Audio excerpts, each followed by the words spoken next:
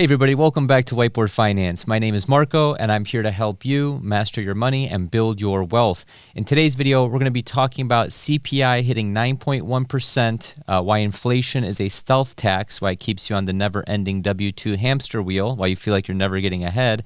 And also, this video is mostly going to be about why the CPI actually isn't 9.1% and it's probably closer to 17.3%. So let's get right into the presentation. We titled this The Actual Inflation Rate, 17.3% and Climbing, presented by yours truly and also Joe Consorti, who put the slides together. So consumer inflation is only 9.1%, right? Well, this is coming in at 9.1%, past the 8.8% expectation that everyone was anticipating, and it's actually accelerating. This is the highest CPI measure since 1981. Okay, we're talking about over 40 years here, people. So at least it's not in the double digits, right? Well, let's take a look at this next slide. This is a meme that we found online saying CPI came in at 9.1%. That means inflation is only 9.1%, right? And then he stares at her dead serious and she goes, wait, inflation is only 9.1%, right? Well, this is how you measure CPI. So CPI is heavily manipulated for reasons that I'm not going to get into in this video, but what it does is that it excludes food and energy prices, which impact the affordability of most people, typically your lower and middle class, right? So food and energy are not included because they fluctuate too wildly, is typically what government officials say. And this is pretty much a nonsensical reason to be intellectually dishonest. So what they show you is not what they tell you. So they're reporting inflation, as you can see right here, at 9.1%. This is the unadjusted 12 months ending for June 2022. However, the stuff that they don't report are pretty much life's necessities. You have things like energy. You have things like energy services. You have all items minus food and energy. And then you have, vehicles, things like that.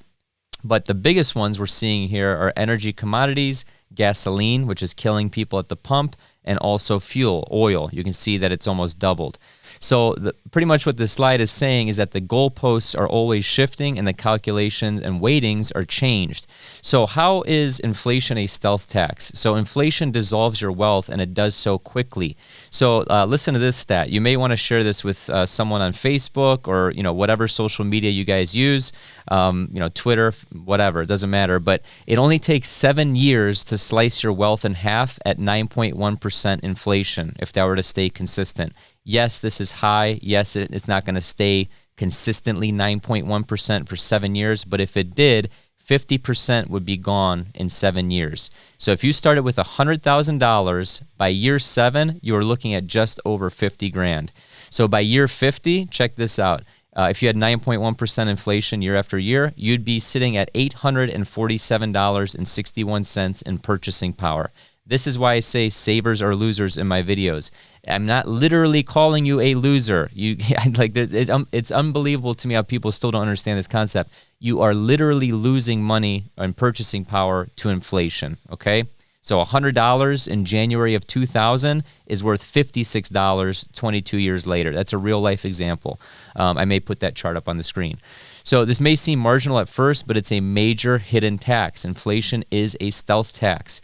So let's talk about inflation negating wages, okay? So real wage growth is the lowest it's been in 60 years. You can see these charts right here. I know this x-axis is kind of hard to read because it's small. We try to fit this whole thing in on one page. This is 1960. This is 2022 to 2024, okay? So every time you see these little dips right here below zero, this is negative real wage growth. So this is wage growth adjusted for inflation. So this is actually worse than 1981 when CPI was 14.75%. If you look at 1981, we're going to be right around here. If you look at 2022, we're right around here. So people with no invested assets are getting crushed. Again, savers are losers. The people who are benefiting from all this inflation are the people who own assets. Go look at any chart of what stocks did the past 15 years, what real estate's done the past 15 years. Real estate typically keeps up with inflation, which we'll talk about here later. It doesn't necessarily gain value, but it inflates. It inflates with value, and you'll see what I mean by that later. So if we keep going, CPI is essentially smoke and mirrors. So what are we talking about here? What is the point of this video? CPI is a heavily manipulated basket of goods, weightings, and the methodology are changed often, so it is not an accurate measure of inflation. Why? So including life's basic necessities, okay, the middle class, lower middle class, regular people, price inflation far exceeds 9.1% year over year. So when you go to the gas pump, do you feel like it's 9.1%? No, it's almost, it feels like it's 56% because that's what it is.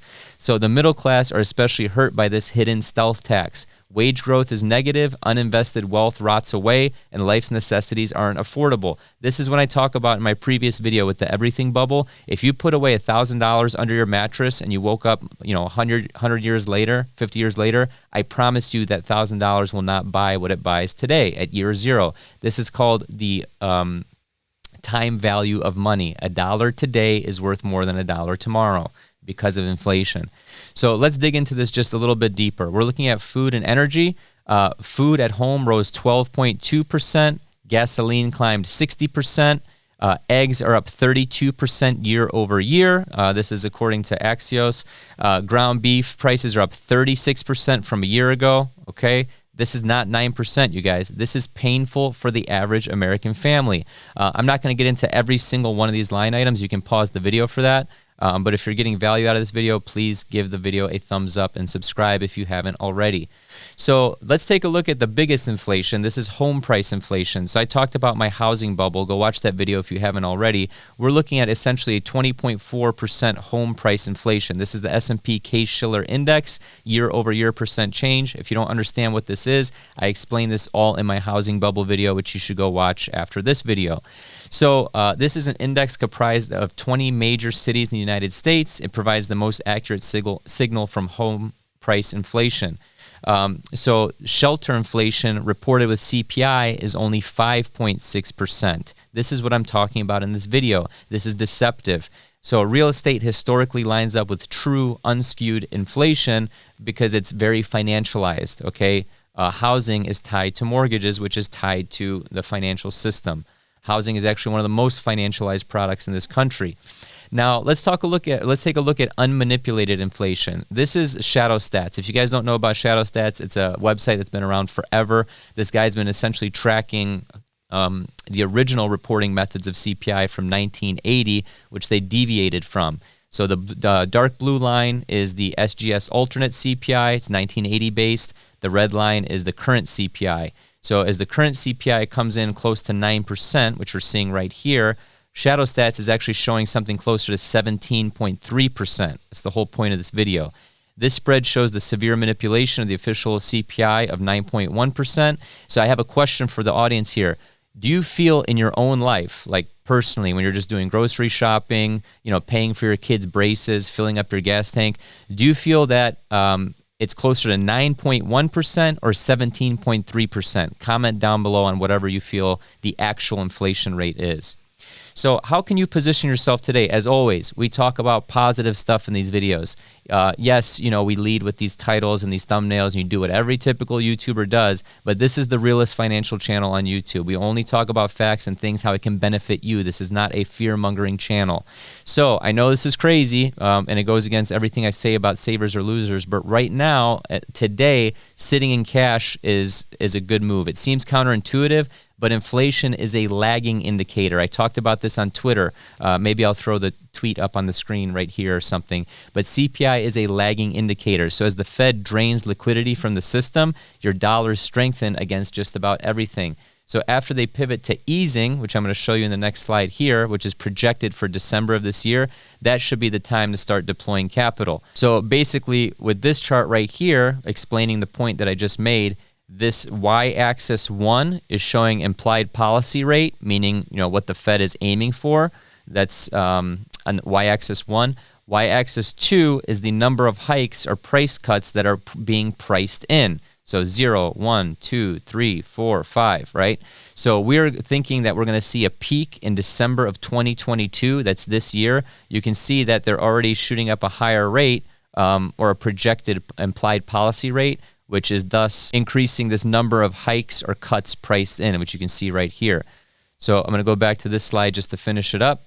I've been talking about this for a while. If you watch my friend George Gammon, he's been talking about commodities forever. Lynn Alden, she's been talking about commodities forever. I missed out on uranium. I wanted to buy it like 2-3 years ago. It's since doubled. But commodities typically outperform most other asset classes during inflationary periods. This is because energy is required in every product, regardless of market conditions. It's basically trading fiat dollars for real stuff, if that makes sense. Okay, so we're going to skip this slide. So how do we position ourselves after the deflationary burst? So this slide I will credit Joe with. These are his ideas right here. I'm always super transparent with that. I agree with a lot of them. There are good videos on deflation. If you watch my buddy George Gammon, he's got a good video on this. Check that out after this video. So number one is owning real estate. So this typically keeps up with real inflation. Owning a home will help you track your wealth near 1-to-1 with the inflation rate during the next inflationary boom. So housing doesn't necessarily gain value, it just inflates with value. I talked about this in a video like 2 years ago. I'm going to try and find it if I can. But if you look at housing prices, they go through bursts and inflations and bursts. If you look at like the Bay Area, inflation burst. If you look at like a Denver, it's a little bit more steady. If you look at like a Cleveland, it's been steady for years, okay? It just typically keeps up with inflation. So invest in equities. The market is pricing in aggressive Fed interest rate hikes through December. Risk assets will likely bottom before this, making for a solid buying opportunity. What does this mean in fancy terms or in layman's terms? Buy stocks. Dollar cost average. I've talked about dollar cost averaging for years on this channel. I've been doing it for 16 years. Dollar cost average. You're not a genius. Stop trying to time the market. Number 3 is buy bonds. So I have not been a fan of bonds. However, I understand Joe's point in this slide. You have to be careful of what bonds you're buying. So I literally just bought $10,000 worth of I bonds. I'm probably going to buy $20,000 more by the end of this week. You can buy $10,000 per year per social security number, per EIN number, per trust, per whatever. Get your dog to buy $10,000 of I bonds. I'm just kidding. The dog doesn't count. But I'm doing it for me, my wife, and my daughter. So what Joe is trying to say here is that it's a good bond buying opportunity as prices will find a floor soon. They may seem boring, but they produce cash flows. Yes, I agree. However, be careful of what kind of bonds you're buying. Are you buying corporate bonds? Are you buying municipal bonds? Are you buying I bonds? Are you buying savings bonds? Be careful with the corporate ones. That's all I'm going to leave you with. So this is going to be the last slide before we get into my thoughts, and there's also going to be a word from today's sponsor, which is FTX, but let me explain this slide first. So this is the ultimate savers or losers chart in one chart, literally. So if you take a look since basically the 50s, the red line is the CPI, US CPI purchasing power of the consumer dollar, okay? You can see here, it started up here. It's basically lost most of its value, and it's going to continue losing most of its value. We are in an inflationary system. Goods that you can buy in 2022 will not be the same as goods you can buy in the year 2072. Okay, makes sense? Your dollar purchases a lot more today than it does 50 years from now in an inflationary system.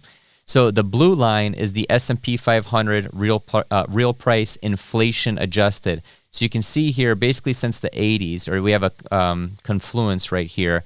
You can see where the blue line explodes up here and the red line goes down here. This essentially shows you that if you were to put money in your mattress right here, you are going to be losing money. If you put money in the S&P 500, you're going to be gaining money, okay, above and beyond inflation.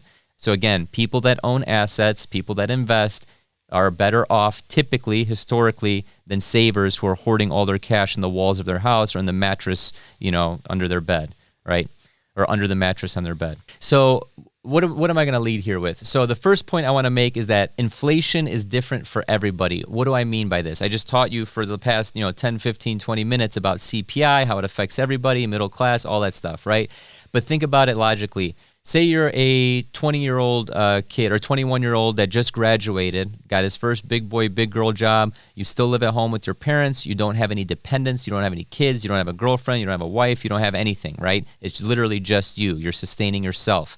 Your CPI is obviously going to be different based on the goods and services that you need and purchase compared to a guy with a family of 4, a wife and 2 kids, right? The reason I say that is because the guy with the family of 4, he has other things that he needs to buy in order to support this family of 4. Let's think about braces, meat, going out to eat, energy, shelter, water, fuel, all that stuff. It's going to be much different than the 21-year-old kid with no dependents. So my quick analogy there is just to make the point that CPI is different based on the situation of life that you're in. Make sense? Number 2 is stick to a process, but keep your ears to the streets. What do I mean by this?